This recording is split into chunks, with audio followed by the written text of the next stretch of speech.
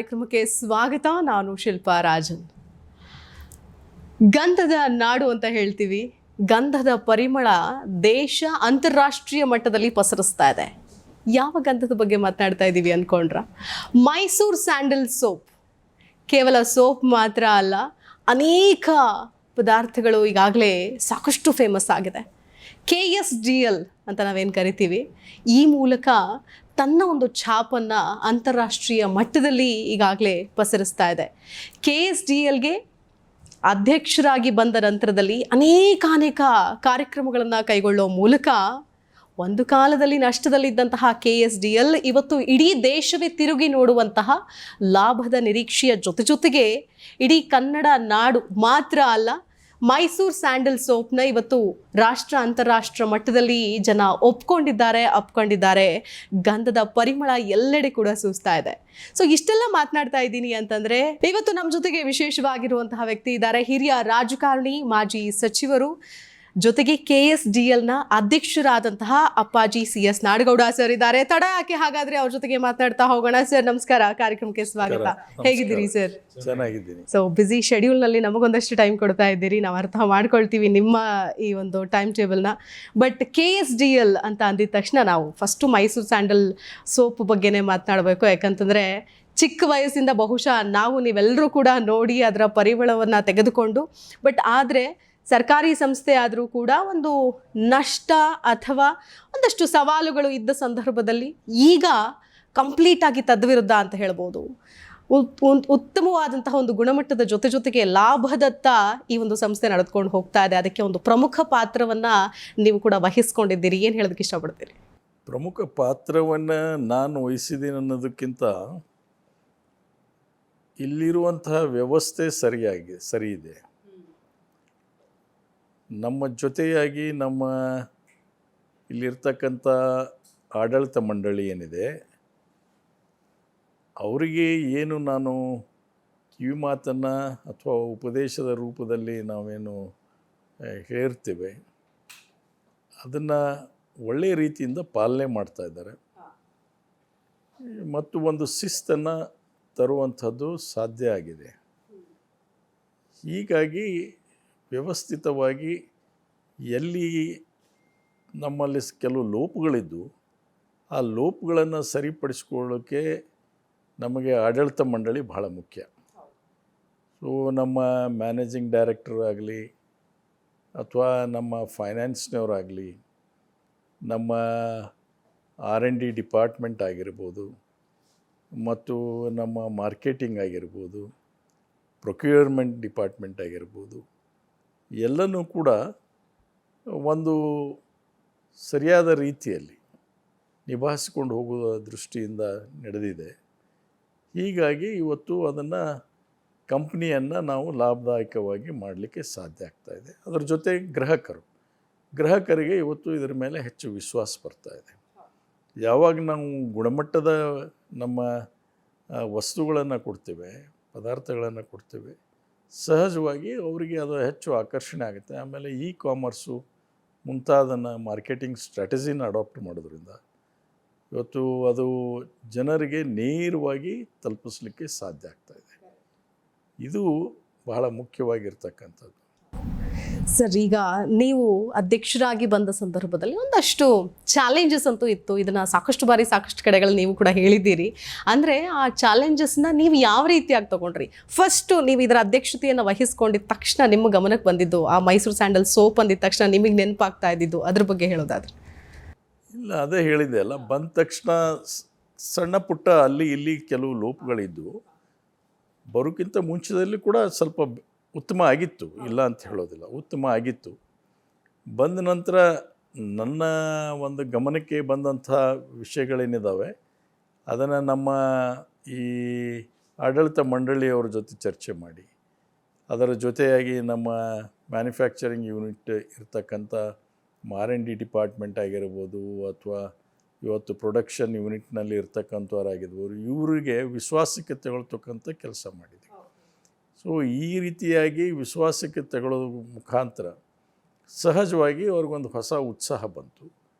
ಮತ್ತು ಎಲ್ಲಿ ನಾವು ಅದನ್ನು ಹಿಂದೆ ಬಿದ್ದಿದ್ದೀವೋ ಅದನ್ನು ಸರಿಪಡಿಸ್ಕೊಳ್ಳೋಕೆ ಏನು ಬೇಕು ಅಂದರೆ, ಈಗ ಫಾರ್ ಎಕ್ಸಾಂಪಲ್ ನಾವು ಮುಂಚೆ ರಾ ಮಟೀರಿಯಲ್ಸನ್ನು ಖರೀದಿ ಮಾಡಬೇಕಾದ್ರೆ ಅದನ್ನು ಭಾಳ ಲೇಟಾಗಿ ಖರೀದಿ ಮಾಡ್ತಕ್ಕಂಥದ್ದಾಗ್ತಿತ್ತು ಅಂತ ಇಟ್ಕೊಳ್ಳಿ. ಲೇಟ್ ಅಂದರೆ ಸ್ವಲ್ಪ ನಿಧಾನವಾಗಿ ಮಾಡುವಂಥದ್ದಕ್ಕೆ ಕೆಲವೊಮ್ಮೆ ಶಾರ್ಟೇಜ್ ಆಫ್ ಮಟೀರಿಯಲ್ಸ್ ಬರ್ತಿತ್ತು ನಮಗೆ. ಈಗೂ ಬರುತ್ತೆ, ಒಮ್ಮೊಮ್ಮೆ ಶಾರ್ಟೇಜ್ ಆಫ್ ಮಟೀರಿಯಲ್ ಆಗುತ್ತೆ.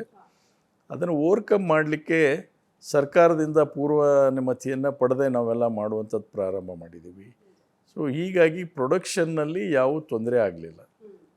ಸೊ ಇವೆಲ್ಲ ಕಾರಣ ಅದೇ ಹೇಳಿದಲ್ಲ, ಎಲ್ಲಕ್ಕಿಂತ ಹೆಚ್ಚು ಇಲ್ಲಿಯ ಶಿಸ್ತು ಬಹಳ ಮುಖ್ಯ ಆಗಿತ್ತು. ಆ ಶಿಸ್ತು ಇವತ್ತು ಕಾಪಾಡ್ಕೊಂಡು ಹೋಗ್ತಾ ಇದ್ದೀವಿ. ಹೀಗಾಗಿ ಸಂಬಂಧಗಳು ನಮ್ಮ ಮಧ್ಯೆ ಮತ್ತು ಇಲ್ಲಿ ಕಾರ್ಮಿಕರ ಮಧ್ಯೆ ಭಾಳ ಉತ್ತಮ ಆಗಿರೋದ್ರಿಂದ ಇದನ್ನು ನಾವು ಸಾಧನೆ ಮಾಡಲಿಕ್ಕೆ ಅನುಕೂಲ ಆಗ್ತಾ ಇದೆ. ಒಂದು ಉತ್ಪನ್ನ ಅನ್ನೋದು ನಾವು ನೋಡ್ತೀವಿ, ಅಂದರೆ ಮೈಸೂರು ಸ್ಯಾಂಡಲ್ ಸೋಪ್ ಅನ್ನೋದು ಹೆಚ್ಚು ಜನಜನಿತ. ಆದರೆ ಇದ್ರ ಜೊತೆಗೆ 52 ಉತ್ಪನ್ನಗಳನ್ನು ಇವತ್ತು ಮಾರುಕಟ್ಟೆಯಲ್ಲಿ ನಾವು ನೋಡಬಹುದು. ಈ ಅನೇಕ ಉತ್ಪನ್ನಗಳ ಜೊತೆಗೆ ಅಂದರೆ ಇದ್ರ ಕಡೆ ಗಮನ ಹರಿಸಿದ್ದು ಹೇಗೆ? ಇದಕ್ಕೆ ಒಂದು ಯಾವ ಥರದ ಸ್ಫೂರ್ತಿ ಅಂತ? ಈಗ ಇನ್ನೂ ಸಾಲದು. ನೀವೇನು 50 ಉತ್ಪನ್ನಗಳನ್ನು ಅಂತ ಹೇಳ್ತಾ ಇದ್ದೀರಿ. ಅದರಲ್ಲಿ ವಿಶೇಷವಾಗಿ ನಮ್ಮ ಮಾರ್ಕೆಟ್ನಲ್ಲಿ ಅತಿ ಹೆಚ್ಚು ಬೇಡಿಕೆ ಇದ್ದು ಮಾರಾಟ ಆಗ್ತಕ್ಕಂಥ ಉತ್ಪನ್ನಗಳು ಅದರಲ್ಲಿ ಅರ್ಧಕ್ಕಷ್ಟು ಅಷ್ಟೇ. ಇನ್ನು ಕೆಲವು ಉತ್ಪನ್ನಗಳು ಇವತ್ತು ಅದು ಅಷ್ಟೊಂದು ಜನಕ್ಕೆ ಬೇಡಿಕೆ ಅದರಲ್ಲಿ ಇಲ್ಲ, ಕಡಿಮೆ ಇದೆ, ಸ್ವಲ್ಪ ಮಟ್ಟಿಗೆ ಕಡಿಮೆ ಇದೆ. ಆದರೆ ಇದರ ಜೊತೆಯಾಗಿ ಕೂಡ ನಾವು ಈಗ ಇನ್ನೂ ಹೆಚ್ಚು ಉತ್ಪನ್ನಗಳನ್ನು ಮಾಡುವಂಥದ್ದು. ಅದರಲ್ಲಿ ಈ ಸುಗಂಧದ ಪರಿಮಳದ ಫ್ರ್ಯಾಗ್ರೆನ್ಸ್ ಇರ್ತಕ್ಕಂಥ, ಅಂದರೆ ನಾವು ಪರ್ಫ್ಯೂಮ್ಸನ್ನು ಮಾಡ್ತಕ್ಕಂಥದ್ದು, ಬ್ಯೂಟಿ ಪ್ರಾಡಕ್ಟ್ಸನ್ನು ಮಾಡ್ತಕ್ಕಂಥದ್ದು, ಕ್ರೀಮ್ಸನ್ನು ಮಾಡುವಂಥದ್ದು, ಈ ರೀತಿಯಾಗಿ ಅದನ್ನು ಡೈವರ್ಸಿಫೈ ಮಾಡೋದಕ್ಕೆ ಈಗಾಗಲೇ ಆಲೋಚನೆ ಮಾಡಿ ಅದು ಕೂಡ ಈಗ ಪ್ರಯೋಗ ಆಗ್ತಾ ಇದ್ದಾವೆ. ಅದು ಡರ್ಮಟಾಲಜಿಕಲಿ ಟೆಸ್ಟ್ ಕೂಡ ಆಗ್ತಾಯಿದೆ. ಅದು ಒಮ್ಮೆ ಆದ ನಂತರ ಹೆಚ್ಚು ಕಡಿಮೆ ದಸರಾಕ್ಕೆ ನಾವು ಇನ್ನೊಂದು 8-10 ಪ್ರಾಡಕ್ಟ್ಸನ್ನು ನಾವು ಮಾರ್ಕೆಟ್ನಲ್ಲಿ ಬಿಡ್ತಾಯಿದ್ದೀವಿ. ಸೊ ಇದು ನಿಲ್ಲದು, ಯಾಕಂದರೆ ಪೈಪೋಟಿ ಇದೆ. ಈ ಪೈಪೋಟಿಯಲ್ಲಿ ನಾವು ಬದುಕಬೇಕಾದ್ರೆ ಅಥವಾ ಈ ಕಂಪನಿ ಸರ್ವೈವ್ ಆಗಬೇಕಾದ್ರೆ ನಾವು ಅದನ್ನು ಚಾಲೆಂಜಾಗಿ ತೊಗೋಬೇಕು. ಅದಕ್ಕೆ ನಮ್ಮದೇ ಆದಂಥ ಏನಪ್ಪ ಅಂದ್ರೆ ಸ್ಟ್ರಾಟಜಿಗಳನ್ನು ನಾವು ಮಾಡಬೇಕಾಗ್ತದೆ. ಸೊ ಹೀಗಿದ್ದಾಗ ನಾವು ಕಣ್ಣು ಮುಚ್ಕೊಂಡು ಕೂತ್ಕೊಳ್ಳಿಕ್ಕೆ ಆಗೋದಿಲ್ಲ. ಸೊ ನಾವು ಯಾವಾಗಲೂ ಅಲರ್ಟ್ ಆಗಿರಬೇಕಾಗತ್ತೆ. ನಾನು ಅಲರ್ಟ್ ಆಗೋಕ್ಕಿಂತ ಹೆಚ್ಚು ಇಲ್ಲಿ ಹೇಳಿದ್ನಲ್ಲ, ಪದೇ ಹೇಳೋ ಅವಶ್ಯಕತೆ ಇಲ್ಲ. ಇಲ್ಲಿ ದಿನನಿತ್ಯ ಆ ಕೆಲಸದಲ್ಲಿ ತೊಡಗಿರೋರು ಅಲರ್ಟ್ ಆಗಿರಬೇಕಾಗ್ತದೆ. ಸೊ ಅವ್ರು ಆ ಕೆಲಸ ಮಾಡ್ತಾಯಿದ್ದಾರೆ. ಅದು ಒಂದು ಮಟ್ಟಿಗೆ ಸಂತೋಷ ಕೂಡ ನನಗೆ ತಂದಿದೆ.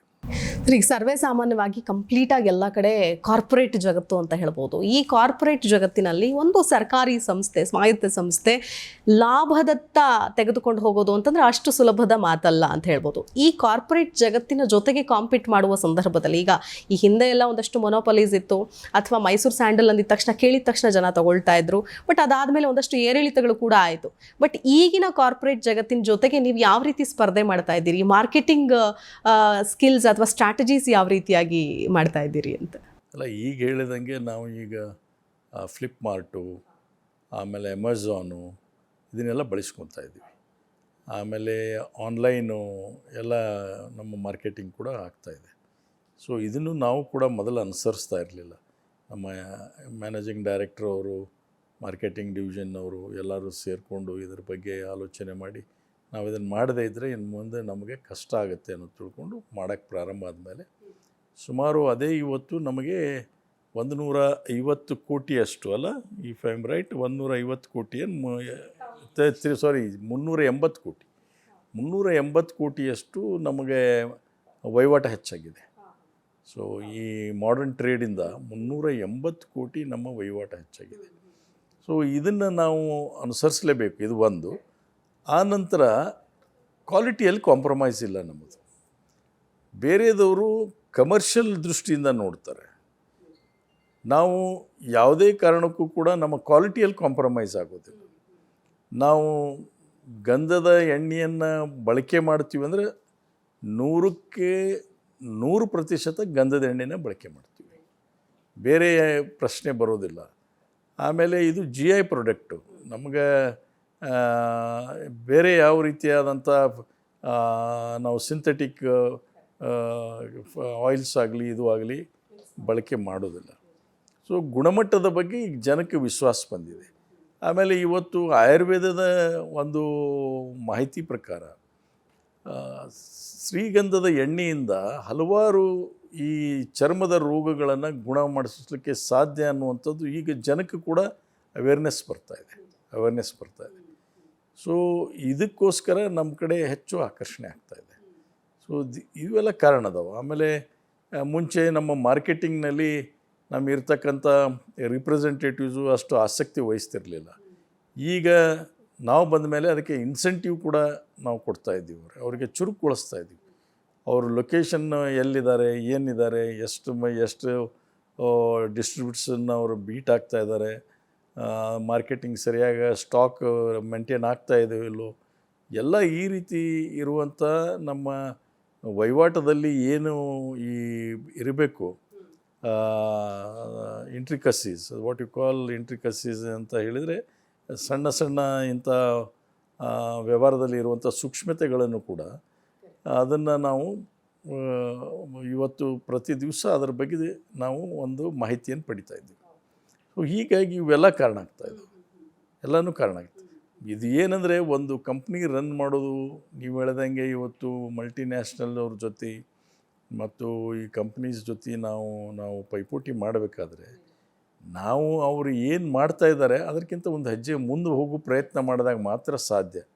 ಇಲ್ಲದೇ ಇದ್ರೆ ಆಗೋದಿಲ್ಲ ಅನ್ನುವಂಥದ್ದು ಇವತ್ತು ಎಲ್ಲರಿಗೂ ನಮಗೆ ಮನವರಿಕೆ ಆಗಿದೆ. ಆ ದೃಷ್ಟಿಯಿಂದ ನಾವು ಮುಂದುವರಿತೀವಿ. ಅದೇ, ಯಾಕಂದ್ರೆ ಒಂದು ಸರ್ಕಾರಿ ಸಂಸ್ಥೆಯನ್ನ ನಡೆಸ್ಕೊಂಡು ಹೋಗ್ತಾ ಇದೀವಿ ಅನ್ನೋದನ್ನ ಬದಿಗೆ ನಾವು ಸರ್ಕಾರಿ ಸಂಸ್ಥೆ ಅಂತ ಅದೇ ರೀತಿಯಾಗಿ ನಡೀತಾ ಇದೆ ಸರ್. ಇಲ್ಲ, ನಾವು ಇದನ್ನ ನಾವಿಲ್ಲಿ ಸರ್ಕಾರಿ ಸಂಸ್ಥೆ ಹೌದು, ಆದರೆ ಸರ್ಕಾರಿ ಸಂಸ್ಥೆ ಅಂತ ಸೋಮಾರಿಯಾಗಿ ಕುಂದಿರ್ಲಿಕ್ಕೆ ಆಗೋದಿಲ್ಲ.